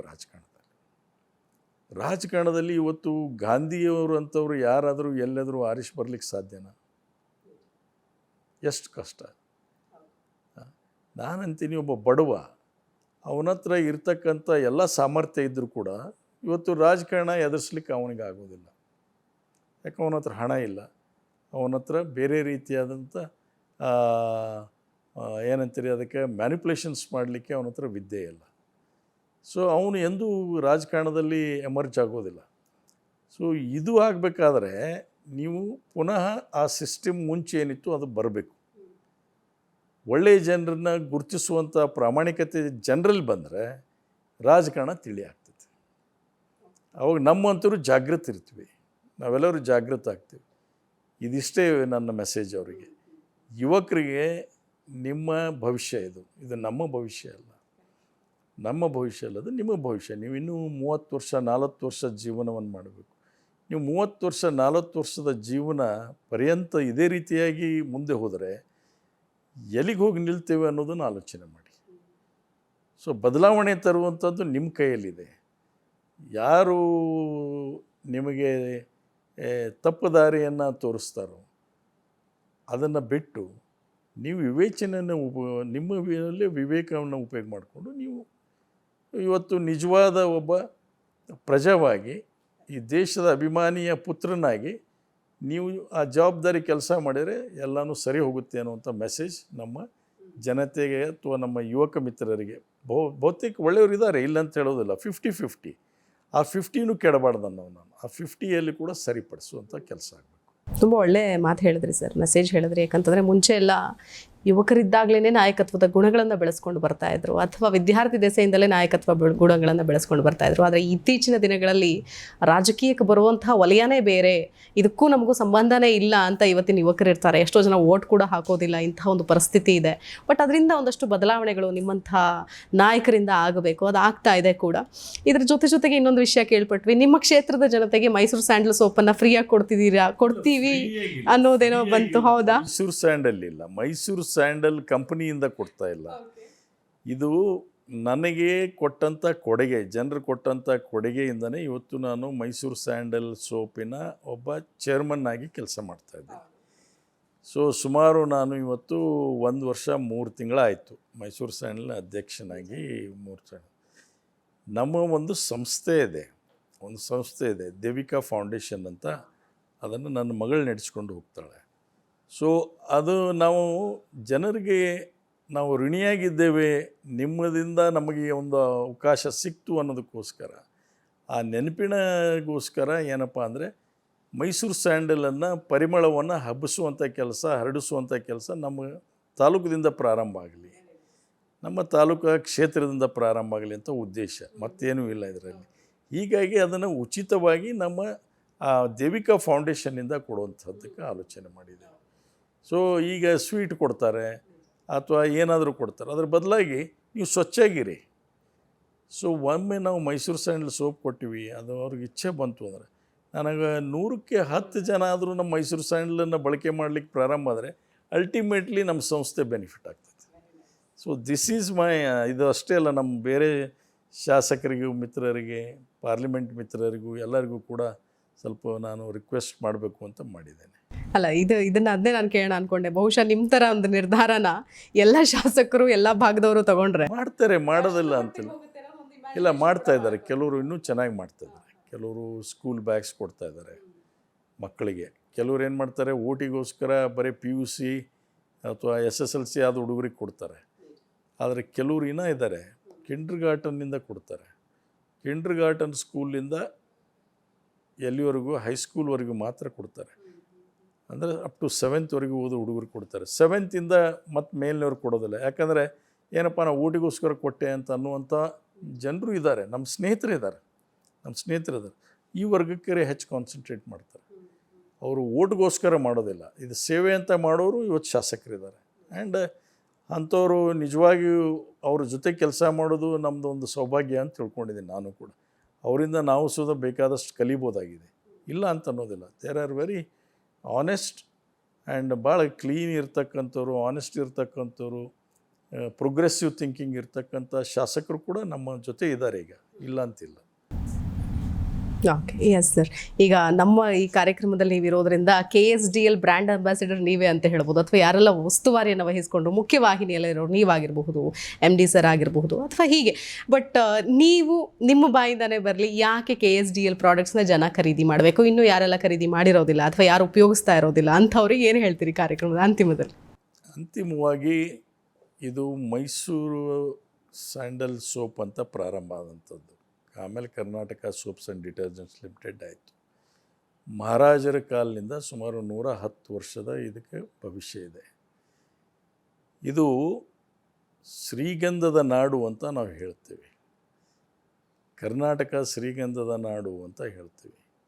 ಸೊ ನಾವೇ ಶ್ರೀಗಂಧದಕ್ಕೆ ಹೆಚ್ಚು ಒತ್ತನ್ನು ಕೊಡದೇ ಇದ್ದರೆ, ಆಮೇಲೆ ಶ್ರೀಗಂಧ ಅಂದರೆ ಯಾವ ಶ್ರೀಗಂಧ? Legacy create ಆದಂಥದ್ದು. ಮೈಸೂರು ಮಹಾರಾಜರು ಜನಕ್ಕೆ ಮುಟ್ಲಿ, ಸಾಮಾನ್ಯ ಜನಕ್ಕೂ ಕೂಡ ಮುಟ್ಲಿ ಅಂತೇಳಿ ಇದು ಸೋಪನ್ನು ಮ್ಯಾನುಫ್ಯಾಕ್ಚರ್ ಮಾಡಲಿಕ್ಕೆ ಪ್ರಾರಂಭ ಮಾಡಿದವರು. 100 ವರ್ಷ 110 ವರ್ಷದ ಇತಿಹಾಸ ಇದೆ ಇದಕ್ಕೆ. ಸೊ ಇದನ್ನು ನಾವು ಬಳಕೆ ಮಾಡ್ಕೊಳ್ಳದೇ ಇದ್ದರೆ ನಾವು ತೋರಿಸುವಂಥ ಗೌರವವೇನು ಕರ್ನಾಟಕ ಜನತೆಗೆ ಅಥವಾ ಕರ್ನಾಟಕದ ಒಂದು ಸರ್ಕಾರಿ ಸಂಸ್ಥೆಗೆ, ಇದನ್ನು ಮಾಡೋದಕ್ಕೆ ನಾವೆಲ್ಲರೂ ಕೈ ಜೋಡಿಸ್ಬೇಕು ಅಂತ ನಾನು ಕೇಳ್ಕೊತಾ ಇದ್ದೀನಿ. ಮತ್ತು ಹೇಳಿದ್ನಲ್ಲ, ಇದು ಭಾಳ ಶುದ್ಧವಾಗಿರ್ತಕ್ಕಂಥ, ನಾವು ಏನೇ ಪದಾರ್ಥಗಳನ್ನು ಮಾಡಿದ್ರು ಶುದ್ಧವಾಗಿರ್ತಕ್ಕಂಥ ತೈಲಗಳಿಂದ ಮತ್ತು ಪದಾರ್ಥಗಳಿಂದ ನಾವು ಮಾಡ್ತೀವಿ. ಸೊ ನಾವು ಅಡಲ್ಟ್ರೇಟ್ ಮಾಡೋದಿಲ್ಲ, ಕಮರ್ಷಿಯಲ್ ದೃಷ್ಟಿಯಿಂದ ಹೆಚ್ಚು ಮಾಡೋದಿಲ್ಲ. ಸೊ ಹೀಗಿದ್ದಾಗ ಇದು ನಿಮ್ಮ ತ್ವಚಕ್ಕೂ ಕೂಡ ಒಳ್ಳೆಯದು, ನಿಮ್ಮ ಕಾಂತಿಯನ್ನು ಹೆಚ್ಚಿಸುತ್ತೆ. ಆ್ಯಂಟಿಬ್ಯಾಕ್ಟೀರಿಯಲ್ ಶ್ರೀಗಂಧದ ಎಣ್ಣೆ ಏನಿದೆ, ಆ್ಯಂಟಿಬ್ಯಾಕ್ಟೀರಿಯಲ್ ಅದರಲ್ಲಿ ಇರ್ತಕ್ಕಂಥ ಗುಣ ಇದೆ. ಸೊ ನಿಮಗೆ ಈ ನಮ್ಮ ಸ್ಕಿನ್ ಮೇಲೆ ಇರ್ತಕ್ಕಂಥ ಏನಾದರೂ ಡಿಸೀಸ್ ಇದ್ದರೆ, ಕಾಯಿಲೆಗಳಿದ್ದರೆ ಅದು ವಾಸಿ ಆಗ್ತದೆ. ನಿಮ್ಮ ಕಾಂತಿಯನ್ನು ಹೆಚ್ಚಿಸುತ್ತೆ. ಏನು ಅದರ ಜೊತೆಯಾಗಿ ನೀವು ಮೈಸೂರು ಸ್ಯಾಂಡಲ್ ಉಪಯೋಗ ಮಾಡಿಕೊಂಡು ಹೊರಗೆ ಹೋದ್ರಿ ಅಂದರೆ ಪರಿಮಳ ಏನಿದೆ, ಇದು ಶ್ರೀಗಂಧದ ಪರಿಮಳ, ಏನಪ್ಪ ಮೈಸೂರು ಸ್ಯಾಂಡಲ್ ಹಚ್ಕೊಂಡಿದ್ಯಾ ನೀನು ಅಂತ ಎಲ್ಲರೂ ಕೇಳ್ತಾರೆ, ನಿಮ್ಮ ಕಡೆ ಹೊಳ್ಳಿ ನೋಡ್ತಾರೆ, ಆಕರ್ಷಣೆ ಆಗ್ತೀರಿ. You start attracting people. So ನಿಮ್ಮ ಪರ್ಸ್ನಾಲಿಟಿನೇ ಇವತ್ತು ಬದಲಾವಣೆ ಆಗ್ತದೆ. ಮೈಸೂರು ಸ್ಯಾಂಡಲ್ ಬಳಕೆಯಿಂದ ನಿಮ್ಮ ಪರ್ಸ್ನಾಲಿಟಿನೇ ಬದಲಾವಣೆ ಆಗ್ತದೆ. ಸೊ ಅದಕ್ಕೋಸ್ಕರ ದಯವಿಟ್ಟು ತಾವೆಲ್ಲರೂ ಮೈಸೂರು ಸ್ಯಾಂಡಲ್ ಕಡೆ ಹೆಚ್ಚು ಒತ್ತು ಕೊಡಿ, ಮೈಸೂರು ಸ್ಯಾಂಡಲ್ ಪದಾರ್ಥಗಳನ್ನು ಹೆಚ್ಚು ಉಪಯೋಗ ಮಾಡಿಕೊಳ್ಳಿ. ಈ ಶ್ರೀಗಂಧದ ನಾಡು ಕರ್ನಾಟಕ ಏನಿದೆ, ಈ ಹೆಸರನ್ನು ಅಜರಾಮರವಾಗಿ ಉಳಿಸ್ಲಿಕ್ಕೆ ಈ ಸೋಪ್ ಫ್ಯಾಕ್ಟ್ರಿನೂ ಉಳಿಬೇಕು, ಆಮೇಲೆ ನಿಮ್ಮ ಆರೋಗ್ಯನೂ ಉಳಿಬೇಕು ಅಂತ ದೃಷ್ಟಿಯಿಂದ ಮೈಸೂರು ಸ್ಯಾಂಡಲನ್ನು ಬಳಕೆ ಮಾಡಿಕೊಳ್ಳಿ ಅಂತ ಹೇಳ್ತೀನಿ. ತುಂಬ ಚೆನ್ನಾಗಿ ಹೇಳಿದ್ರಿ ಸರ್, ತುಂಬ ಒಳ್ಳೆ ಮಾತು ಹೇಳಿದ್ರಿ. ಯಾಕೆ ಉಪಯೋಗಿಸ್ಬೇಕು ಅಂತ ಹೇಳೋದಿದೆಯಲ್ಲ, ಅದು ರೀಚ್ ಆಗೋ ರೀತಿಯಾಗಿ ಅತ್ಯದ್ಭುತವಾಗಿ ಹೇಳಿದ್ರಿ. ಇವತ್ತಿನ ನಮ್ಮ ಒಂದು ಕಾರ್ಯಕ್ರಮಕ್ಕೆ ಬಂದು ಹಲವಾರು ವಿಚಾರಗಳನ್ನು ಹಂಚ್ಕೊಂಡಿದ್ದೀರಿ, ಶೇರ್ ಮಾಡಿದ್ದೀರಿ. ಸೊ KSDL ಇದೇ ರೀತಿಯಾಗಿ ಇನ್ನೂ ಸಾವಿರಾರು ಕೋಟಿ ಟರ್ನ್ ಓವರ್ ಆಗಲಿ, ಇನ್ನೂ ಹೆಚ್ಚು ಹೆಚ್ಚು ಎತ್ತರಕ್ಕೆ ಬೆಳೀಲಿ ಅಂತ ನಾವು ಕೂಡ ಆಶಿಸ್ತೀವಿ. ನಿಮ್ಮ ಸಾರಥ್ಯದಲ್ಲಿ ಇನ್ನೊಂದಷ್ಟು ಅಭಿವೃದ್ಧಿ ಕೆಲಸಗಳಾಗಲಿ ಅಂತ ನಾವು ಆಶಿಸ್ತೀವಿ. ಆದಷ್ಟು ಬೇಗ ನಿಮಗೆ ಮಂತ್ರಿ ಸ್ಥಾನ ಕೂಡ ಸಿಗಲಿ ಅನ್ನುವಂತಹ ಆಶಯವನ್ನು ವ್ಯಕ್ತಪಡಿಸ್ತಾ ಇವತ್ತಿನ ಕಾರ್ಯಕ್ರಮಕ್ಕೆ ಬಂದಿದ್ದಕ್ಕೆ ಅನಂತ ಧನ್ಯವಾದಗಳು. ನೋಡಿದ್ರಲ್ಲ ವೀಕ್ಷಕರೇ, KSDL ಸಂಸ್ಥೆ ಒಂದು ಪ್ರಾಡಕ್ಟ್ ಅಲ್ಲ, 50ಕ್ಕಿಂತ ಹೆಚ್ಚು ಉತ್ಪನ್ನಗಳು ಈಗಾಗಲೇ ಮಾರುಕಟ್ಟೆಯಲ್ಲಿದೆ. ದೇಶ ವಿದೇಶದಲ್ಲಿ ಗಂಧದ ಪರಿಮಳ ಬೀರ್ತಾ ಇದೆ. ಜೊತೆಗೆ ಇದರ ಸವಾಲುಗಳಾಗಿರಬಹುದು, ಮುಂದಿನ ಯೋಜನೆಗಳಾಗಿರಬಹುದು, ಅನೇಕ ವಿಚಾರಗಳನ್ನು ಇವತ್ತಿನ ಈ ಕಾರ್ಯಕ್ರಮದಲ್ಲಿ CS ನಾಡಗೌಡ ಸರ್ ತಿಳಿಸಿದ್ದಾರೆ. ಈ ಒಂದು ಸಂಸ್ಥೆ ಇನ್ನೂ ಎತ್ತರಕ್ಕೆ ಬೆಳೀಲಿ ಅಂತ ಆಶಿಸ್ತಾ, ನೀವೆಲ್ಲರೂ ತಪ್ಪದೆ ಮೈಸೂರು ಸ್ಯಾಂಡಲ್ ಉತ್ಪನ್ನಗಳನ್ನು ಬಳಸಿ ಅಂತ ಕೂಡ ಈ ಕಾರ್ಯಕ್ರಮದಲ್ಲಿ ತಿಳಿಸ್ತಾ ವಿಶೇಷ ಕಾರ್ಯಕ್ರಮವನ್ನು ಮುಗಿಸ್ತಾ